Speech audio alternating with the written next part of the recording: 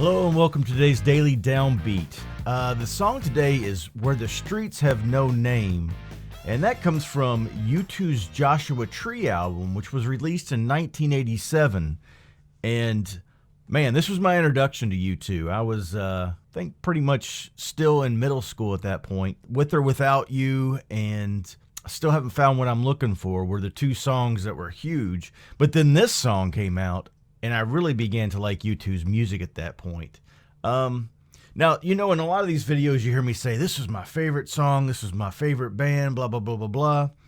Man, I am all over the spectrum when it comes to music. I am an absolute lover of music. There is no one favorite band for me. There is no one favorite song. You know, there were periods in my life where I could have said that. I could have said this band was, or this band was, or this song was. But really, as time has gone on, I've just evolved into a music lover. I kind of went through a phase where I would only listen to like maybe one band and all of their albums at a certain point. And U2 was one of those bands that I did for a while. I just listened to U2 and that was about it. So today's song, Where the Streets Have No Name, has a really, really interesting story that surrounds it. Apparently Bono was in Belfast and noticed that there were certain communities, certain streets, certain people that you could just tell what their income was, you could tell what their faith was, and you could categorize them, so to speak, based on where they lived and how they dressed and all those other good things. And then he kind of noticed when he was in Ethiopia on a mission or humanitarian trip that wasn't the case there. It was tough to tell who was who and what was what. And I think there was a little bit of a beauty around that for him in the fact that you couldn't tell. It was like a mixture of people living together. And it's interesting because that's really how we should be living. You know, we go to a church now where the congregation is a mixture of all different types of races, all different types of income brackets, some people that have really been successful in life, some people that haven't been so successful. But the beauty of it is that's God's congregation.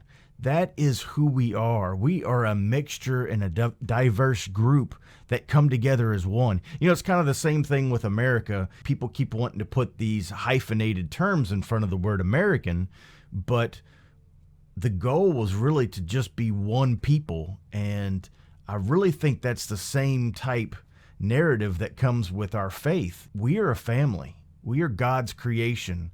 Humanity is not dependent upon what's on our skin. You know, we talked about this a few posts back and how this is the way God created us. And then he just put an outer covering over top of that. But what's on the inside and the way that we tick and the way we work is all the same.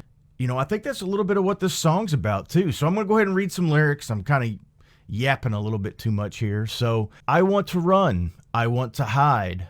I want to tear down the walls that hold me inside. I want to reach out and touch the flame where the streets have no name. I want to feel sunlight on my face.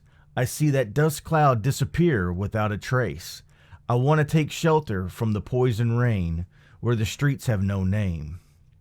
Where the streets have no name, where the streets have no name, we're still building, then burning down love, and when I go there with you, it's all I can do. The city's a flood, and our love turns to rust.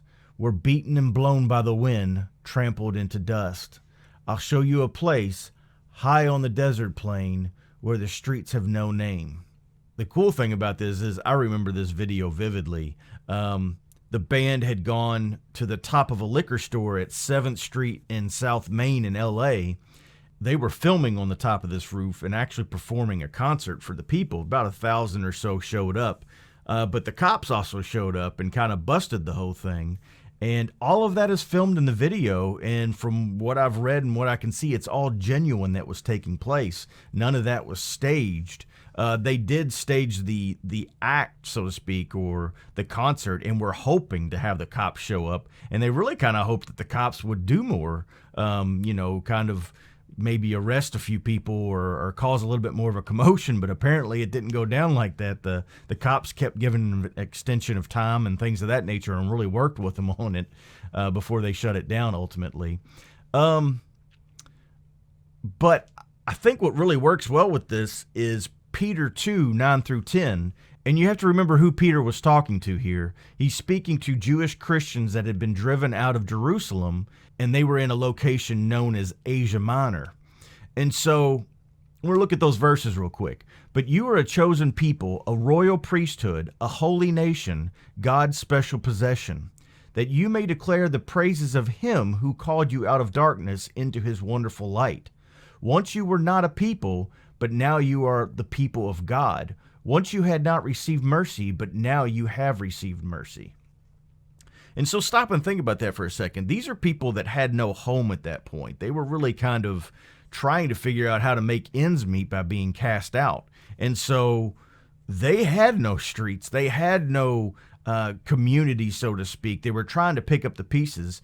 But the one unifying point of it all was that they were God's chosen people. And I think that's what Bono and the boys were getting at here. I think they were saying, look, we long for a day, and you can think of it as glory or heaven or God's kingdom come here on earth, but we long for a day when there are no categories, there are no descriptors, so to speak, on who is and who isn't God's children, because we're all God's children. And I think that's really what they're driving home here is, one day glory is going to even out the scale, so to speak. And we're going to find that all of those things that we kind of thought mattered in life don't matter. And being his creation is what really, really counts. And so, as you go about your day today, just kind of give that some thought. Kind of think about, there's going to come a day when all of these things around me don't matter. My position, my career, the streets that I walk on, all of that stuff is here and now, but it has nothing to do with what's yet to come. So take that to the bank, and we'll catch you tomorrow. Thanks for listening.